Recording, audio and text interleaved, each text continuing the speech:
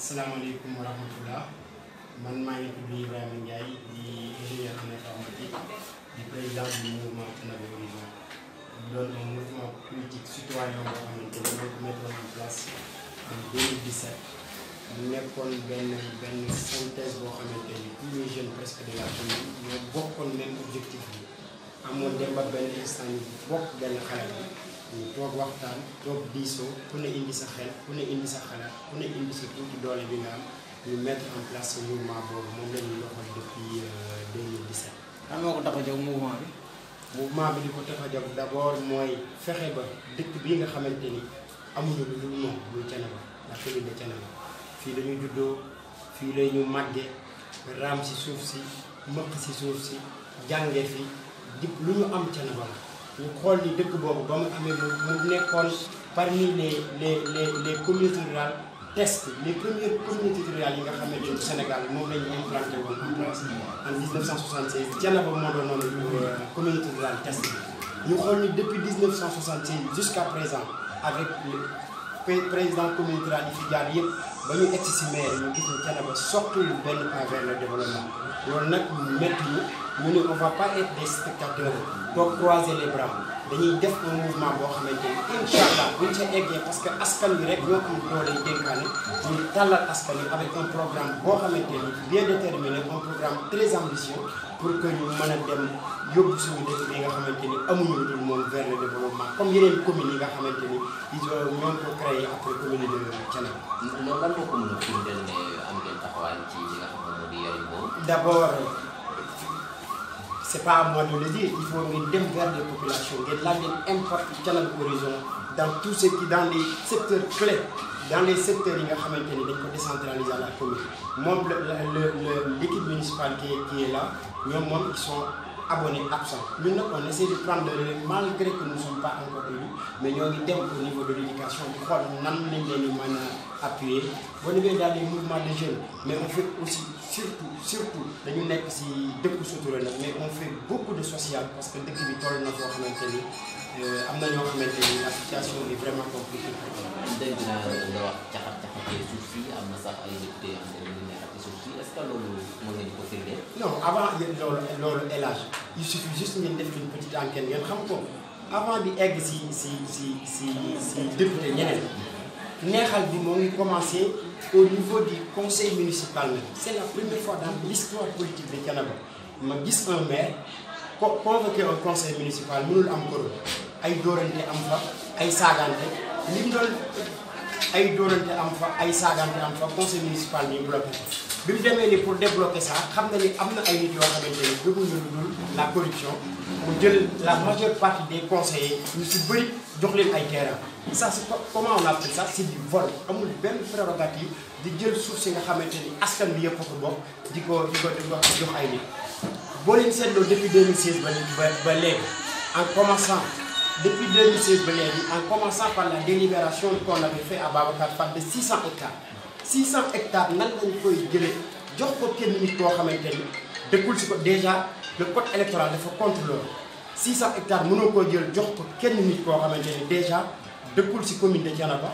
déjà amul aucun attache amul aucun lien familial boo avec population commune de Thiénaba ñu jël les 600 hectares jox ko ak yeneen ak yeneen ak yeneen lii dama leen wax benn exclusif il suffit juste ngeen gratter vous allez voir la vérité suufu Thiénaba bi yëpp ce sont les pointes de la République les pointes de la République du Sénégal ñoom ñoo ko jël ñi nga xamante ni ñoo yor nguuru Sénégal actuellement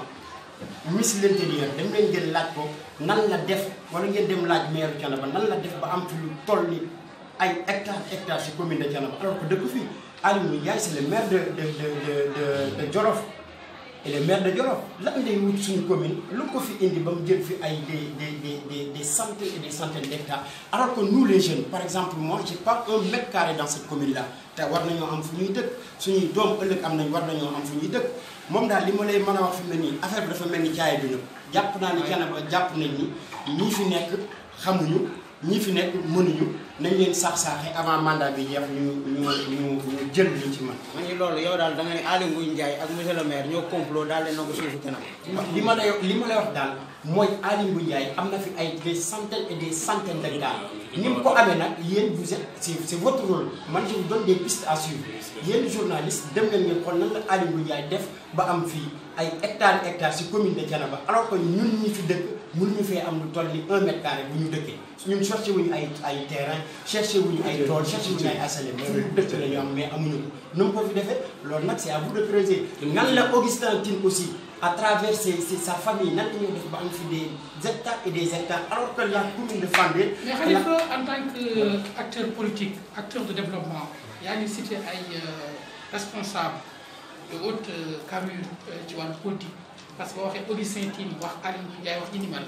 est-ce que tey am nga ay firnde yu la leer yi ni mel am na ak yéen ban taxawaay ngeen ci am parce que boo nee journaliste yi seen liggéey la liggéey bi ci askan wi la démarré. d'abord c'est askan wi la démarré man je joue un rôle de sentinelle li ma man mooy bu ma gisee benn scandale bu am et je pense que depuis 2017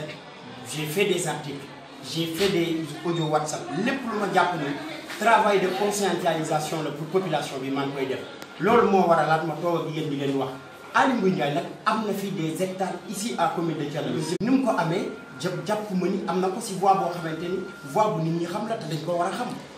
parce que lépp loo xamante ni leer na warul loo xamante ni légal na warul ump nit ñi yéen nag boo leen demee si monsieur le maire Augustin fait la même chose ak yeneen compte de la République yoo xamante ni la même chose ñooñu nag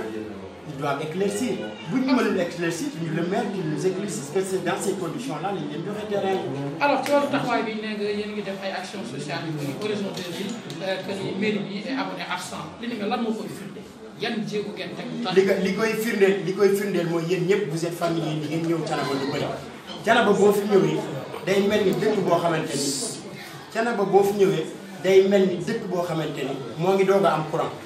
gis ngeen lamp yi yëpp ngi tàkk nii parce que gàmmu ji moo ñëw ñu def ko alors que la mairie tout ce qui est l'éclairage public c'est du ressort du maire ak yeneen tous les compétences transférées dans le domaine de la santé l'éducation jeunesse su Thiénaba tey terrain bi ñuy football jeunesse su Thiénaba tey terrain bi ñuy football gis naa l'année dernière jël nañ dabbu xaati tuuti dóor ay biir yoo xamante ni à des coûts exorbitants les experts yi nga xamante ne xam nañ dans tout ce qui est travaux publics xam nañ ni lii c'est de la surfacturation wax nañ ko waxati ko loolu nag yooyu moo ñu metti te teewul lam ni def na ko fa lépp je pense qu'il a dit def na fa plus de 25 millions boo fa demee day mel ni enclos de mouton loolu nag c'est dommage pour la jeunesse de Thiénaba. yow ban pexe nga am yow pour régler problème boobu.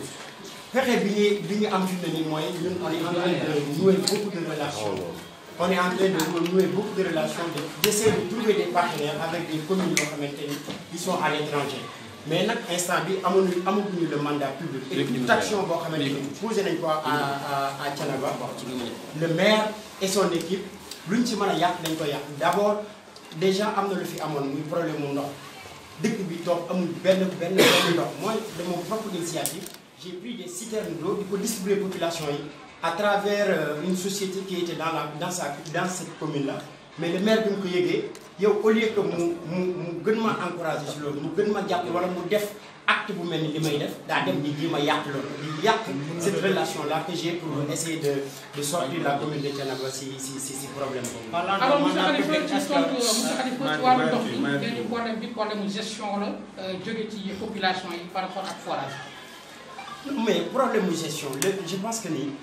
Il ne faut pas qu'on dise que la commune de Thiénaba Seck rek la yem Thiénaba Seck moom sama kër gii nii tap boo fi demee amul benn robinet bu mu xel ñu naan problème de gestion Thiénaba li ñu fi am lépp amul fi maire bi lépp lu ñu fi am Cheikhou Thiénaba moo koy indi bàyyi Cheikhou Thiénaba la jaare mu ñëw si askan bi mais commune bi yemul Thiénaba demal dans les autres villages environnants il y a beaucoup de villages yoo xamante ni nit ñi si niñ daan dundee li ñu daan dundee 30 ans 15 ans 10 ans derrière la ñuy dundee di dem si ay dex di def ay teen ba léegi noonu la ñuy wute amee ndox léegi où est le travail du maire qu'est-ce qu'il a fait pour dans le domaine de l'hydraulique Thiénaba moom li fi am si hydraulique li ñu fi am ko su néew Cheikhou Thiénaba ko fi def. alors ci beneen wàll bi dañuy gis souvent ci réseaux sociaux yi yéen a ngi ci ngeen koy dégg ñu ne bilan bi Talla Diagne am ci commune bu Thiénaba mosu koo am donte ni maire bu njëkk nekk na commune témoin boo xamante ne fii ci biir Sénégal. Non mais c'est pas en fait je pense que la jeunesse de Thiénaba récemment il y a un groupe de tous les jeunes de Thiénaba convoqué nañ ko woo ko ni ko dañ bëgg comme ni ko am na yeneen responsable politique ku mel ni Mamadou Diop Decroix ak monsieur Abdou Lim bi ñu leen woowee invité leen wax leen ñoom lan lañ def si commune bi dañ ñëw mais moom bi ñu ko woowee lu mu trouvé comme excuse moom si tooy lu mu trouvé comme excuse mooy amuma seen jot yéen jeunesse su Thiénaba parce que il a pas de bilan à présenter moi je peux pas dire que ni Talla Diagne ñi la def il a pas de bilan. Talla il ne fera jamais de bilan maintenant nag je termine sa côté Talla il ne fera jamais de bilan et tu le verras jamais. toi lui-même conférence de presse ni je vais faire un bilan maintenant nag ay xale yu ndaw yoo xamante ni seen xam-xam bëriwul seen dox bëriwul xamuñu lu bëri ñooñu moom bu ñuy wax dañ leen di bàyyi ñuy yóbbu rek. alors Khalifa Ndiaye bu Horizon 2000 dafa bëgg a nekk maire Thiénaba tey jii lan ngay proposé ginnaaw bi nga xam ne yow tey nee nga li nga xam ne mooy gestion Talla Diagne baax. voilà ñun li ñuy proposé mooy c'est du 109 c'est du 109 indilaat ay doxalin yu bees dans cette commune là. La politique politicienne dafa rey la commune de Thiénaba trop man ni ñuy politiquer en fait ça me fait mal il pense que politique c'est guerre là kii àndut ak man bu ma ko rombee dama koy dóor mbagg fuuñ dem de c'est pas ça la politique c'est l'art de convaincre les gens c'est comment dirais-je là c'est comme le football en fait fair play la mën nañ di waxtaan di dem di voilà quoi le meilleur et que le meilleur gagne et li ñu bëgg a indi fii Thiénaba nag mooy Thiénaba secteur yëpp tous les signaux sont en rouge je vous avais dit ça déjà en 2017 ba léegi si même si situation bu la ne boo jëlee santé war jàpp nañ ni war nañ fee def fii à Thiénaba parce que d'abord Thiénaba bu ñu ko jàppee c'est une commune boo xamante ni plus de 30 000 habitants mais dafay recevoir des millions de personnes par année c'est un foyer religieux Thiénaba war na am un centre hospitalier bu mag boo xamante ni multifonctionnel nga xamante ni dañ fi mën a def lu bari parce que li muy recevoir c'est le seul foyer religieux du département de Thiès Thiénaba c'est le seul foyer religieux du département de Thiès donc mérité nañ am hôpital boo xamante ni au moins dina répondre yenn normes yi tey boo demee si hôpitalu Thiénaba wala maternité bi je pense que boo doon daw feebar foofu nga koy gën a jëlee boo ñëwee au niveau de l'éducation les étudiants de Thiénaba sont fatigués da ngay gis ñoo xamante ni dañuy am seen bac les dures réalités de l'université dañuy dem ñibbisi gis nañ fi ay communes yoo xamante ni li ngay jëlee plus de 80% du budget di ko def budget de fonctionnement ça veut dire que ni pour ñu ko xamul fonctionnement mooy maanaam li muy def si ay poosam bi jënd carburant nee na am na ay personnel loolu pourquoi pas dégager une partie pour sauver ceux qui sont l'avenir de cette commune là mooy les étudiants il l'a pas fait nësër nañ aussi tamit les infrastructures parce que jàpp nañ ni Thiénaba dafa war a il faut qu'il y ait un plan de développement ab dëkk buy màgg war nga prévoir fii c'est de l'espace public des stade boo xamante ni multifonctionnel la fii war nañ fee préparer war nañ fee am benn lycée et cetera mais yooyu ñu aussi tamit jàpp nañ ni ñoo ngi koy liggéey suñu programme préparer ko bu ñu ñëwee proposer ko Thiénaba moom nag amul xalaat yooyu noonu le seul espace vert bi ñu amoon fii à Thiénaba mooy la bande verte là da ko couper en fait du jamais vu et moi je me demande où sont les autorités administratives de ce département ou de la région comment nga ñëw bande verte boo xamante ni moo doon protéger Thiénaba contre vent bi nga xamante ni moo doon ñëw nga ñëw terrasser lépp avec un promoteur boo xamante ni on ne connaît pas les réalités on ne connaît pas le fondement bi nga ko joxe foofu yooyu aussi tamit ay yu bëri yu ñu war a leeral la. bu ñëwee dañ laa déy lu tax nga am fit ku nekk sa ginnaaw. parce que dëgg damaa jàpp ni ku am dëgg yor dëgg di wax dëgg waroo ragal foofu rek laa ko. waaye Thiénaba loo def ak ñoom ndax am nañ sa confiance. man fii laa juddoo bu ma amul woon sama waa Thiénaba fii laa juddoo ñoo ma juddul ñoo ma yar ñoo ma jàngal lu ma xam fii laa ko xamee lu ma xam tamit fii laa ko indi donc Thiénaba je pense que ni tey bu mouvement un jeune qui n'est pas au pouvoir au parti au pouvoir un jeune qui n'a pas de responsabilité publique bu wootee di mobiliser plus que ces gens-là qui sont des hauts conseillers qui sont des maires si mënul nekk leneen lu dul la confiance de la population. am na booy yu ne tojoo fee na ngay wax ne. non loolu ay waxe boo ma dégloo samay wax naa ne xale yoo xamante ni seen tànk guddul seen xam-xam guddul vraiment du ma Ablaye Wade dafa am lu mu doon wax Ablaye Wade dafa am lu mu doon wax mu jàngaloon kay gone bu la teeñal dañ koy jéggi pes baay man sépp mu ko ak ñoom. alors Khalifa tey xarit bi naka nga koy jàngatee. D'abord c'est un discours responsable en fait parce que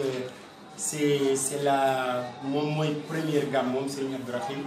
woote war na à travers son porte-parole taalibe Thiénaba nan la war a mel parce que ñun c'est dans la discrétion Thiénaba day nitu Thiénaba day fees del mais oyof tooy ci loolu wax na si da ñaaxaat na la taalibe Thiénaba yi ba lii nga xamante ni mooy réseaux sociaux yi surtout nga waroon a xamante ni dafa waroon a supprimer les liens l'ignorance en fait dafa waroon a supprimer l'ignorance aujourd'hui dafay produire de la violence taalibe bi diw moo ngi saaga taalibe bi diw taalibe bi kële moo ngi taalibe bi war nañu ñun taalibe Thiénaba nan la ñuy comportement sur les réseaux sociaux et cetera. merci. maanaam ab kuréel bu lëkkale woon fi ay conseillers ñoom ak ñi ni mel ci CADEC lan moo waral nga génn ko beneen bi tamit ban appel ngay lancé ci population Thiénaba rawatina ndaw ñi mel nii. ñu xool fii. waaw CADEC bi si